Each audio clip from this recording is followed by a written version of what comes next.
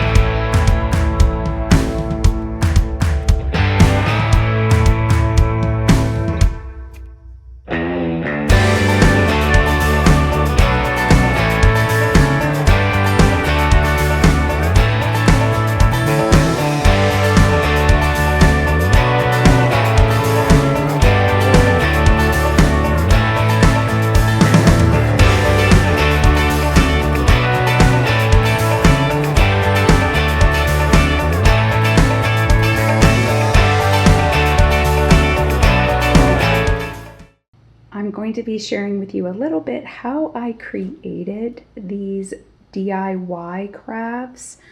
So right here, I used an old candle glass jar that I had, and I just went in and I aged it. I just gave it an aged look, kind of gave it a rustic look, and then I just hot glued some ribbon there. And guys, this image right here, I got off the internet. I'm not going to be selling this, so printing off an image for personal use off the internet is fine. I think if I was going to be reselling this, I probably would get permission first. But I printed this off and trimmed it down. Took a little bit of a lighter to it to kind of rough up the edges, and then I used Mod Podge on this and was able to create that look. I pretty much did the same concept here. This is a 5x7 canvas canvas that I picked up at the craft store. I spray painted it ivory. Again, I took a print off the computer, and I don't know if you can see up in here, but I took the paper and I burnt the edges with a lighter. Disclaimer, if you're going to do something like that, either do it outside. I sometimes do it outside, or I do it over the kitchen sink where I have quick access to water. And then I Mod Podged that print on there, and then I Mod Podged over it to seal it. But I think that little canvas frame came out cute. If you remember in my shopping haul video, I showed you this mini washboard that I got for $1. And this is what I did with it. So this is an IOD, Iron Orchard decal that I used. I rusted the metal out, and then I went in with some antique wax and kind of gave it an aged look, and that is how that came out. Over here is another print that I did. Same concept as this one, just a different print. Dan said that this image reminded him of the Campbell's Soup kids, and it does. Very cute. Over here, this is a peanut butter, or not a peanut butter, a peanut jar or canister from Kirkland's over at Costco's. I took this one. Again, this is an IOD, Iron Orchard decal that I use. I rusted out this can and gave it an aged look. And even on the inside, I kind of got it a little messy in there. I went on ahead and put this on here, and then manipulated the print a little bit to give it an aged look as well. And then I sealed it. And I'm going to be putting apples in this tin. Over here, I had this rice paper for some time now. Again, I gave my canvas a ivy paint, and then I put this rice paper on here. Again, I took a little lighter to give it that burnt edge. I used my clay molds to put a little bit of designs on the ends here. And then I had some antique gold wax that I just kind of roughed that up. Over here, this might look familiar, this canister. If you can barely see the top, I don't know. It's a Quaker Oat canister. And all I did with this was I had some border that I got from an antique store. I featured this border in another video as something I picked up. I can't remember the price of the border, but I have a lot of it. And I just took this oatmeal container and decoupaged it with it. And it sits on top of my refrigerator with my tins. I love it. I think it came out really cute. I took one of my flour sack cloths, guys.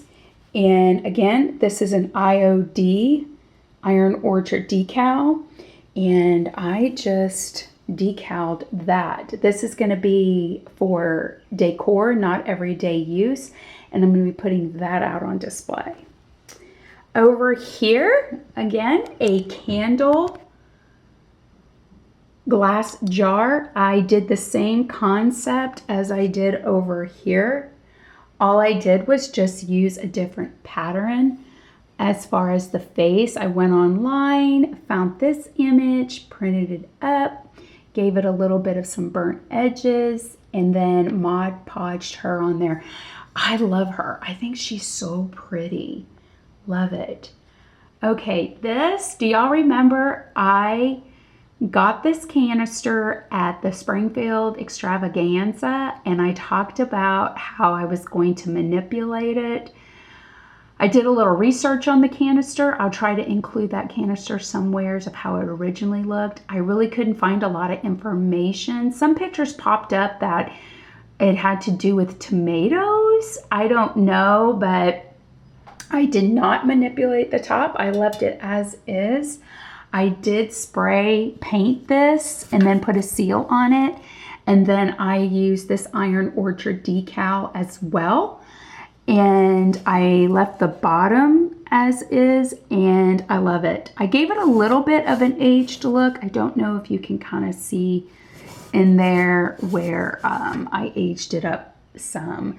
But I love it. I'm going to be putting this with a strawberry display. Again, here's another canvas. This one is also a 5x7. I think it came out cute. I love the burnt edges that I got on this one for sure. This one, I really like it. So I got that. This right here, this canister was just a tin that I had. And I went on ahead and painted it white. And then my mother-in-law gave me a lemon decal.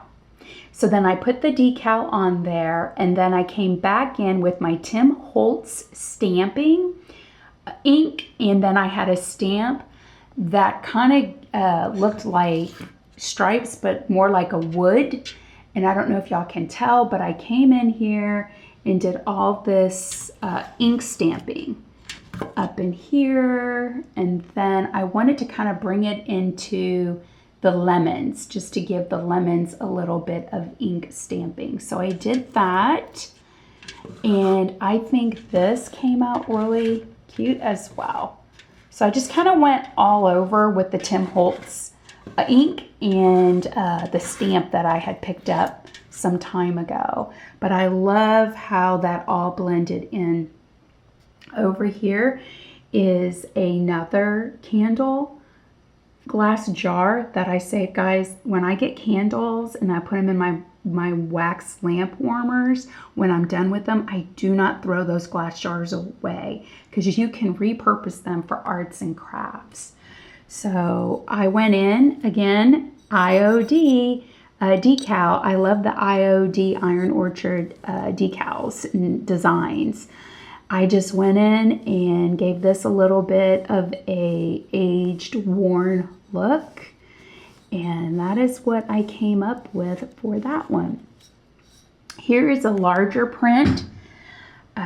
This one says, "That's what I do. I bake and I know things."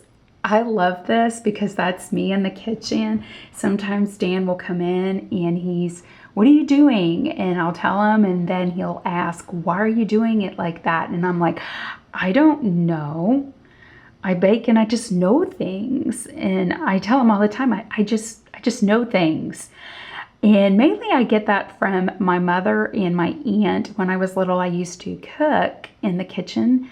Well, I cooked in the kitchen all the time with my mother, but I would spend time with my aunt, and I would sometimes ask her, "What are you doing?" And she would tell me, and then I would say, "Why are you doing it like that?" She goes, "I don't know. I just know things. That's how I was taught." And my mother would say the same thing. "I don't know why we do it that way. That's just how we do things." So I saw this print and I was like, I got to print that off. Again, another little canvas. This one's 5x7. And I absolutely love how I got these burnt edges around this one. I mean, yeah, I did that one. Love it. I love the nice vintage, like burnt ends on pictures. It just gives it more of an antique vintage look. And then, of course, this one. Once upon a time, there was a girl who really loved baking. It was me, the end. Because I love being in the kitchen. Y'all see me on Instagram posting things. I recently posted making homemade butter and crackers and a lemon pound cake. Yeah, I love being in the kitchen, creating recipes and cooking. Again, this is another flour sack towel that I decaled, and I'll be using this for a display as well. My biggest project that I attempted, guys, was my table runner.